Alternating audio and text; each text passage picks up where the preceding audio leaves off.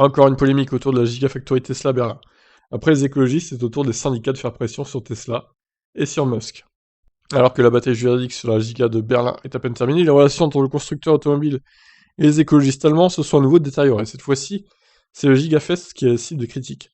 Cet événement célèbre l'inauguration imminente de la première usine européenne de Tesla, et les manifestants ont dénoncé les possibles dangers liés au Covid, malgré la limite de 5000 personnes fixée par le gouvernement allemand.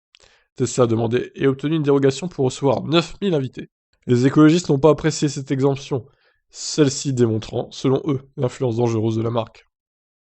De plus, la dispense s'ajoute aux autorisations provisoires délivrées par les autorités locales, pour permettre à Tesla de s'installer à Berlin, ce qui n'est pas une pratique très courante en Allemagne. En effet, si la demande avait reçu un nom définitif, la Gigafactory aurait dû être démolie. Imaginez le coût incroyable et la perte colossale pour Tesla, ça aurait été vraiment incroyable, quoi. Entre-temps, d'autres voix ont mis Tesla sur le banc des accusés, sans compter les écologistes. Le syndicat IG Metall a accusé Musk de proposer des salaires 20 fois plus faibles par rapport à ceux des constructeurs locaux, et de ne pas avoir respecté sa promesse de créer quelques 11 000 emplois.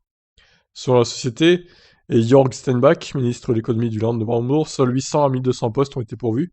Pour l'instant, Tesla n'a pas répondu ni aux écologistes ni aux syndicats, mais les données indiquent que le nombre de candidatures a été plutôt faible. Il est même prévu de recruter en Pologne. Heureusement pour Elon Musk, Steinbach soutient Tesla depuis les premières esquisses de la Gigafactory de Berlin. Je suis pleinement convaincu que la présence de Tesla aura des effets positifs en Allemagne, a-t-il déclaré à Reuters.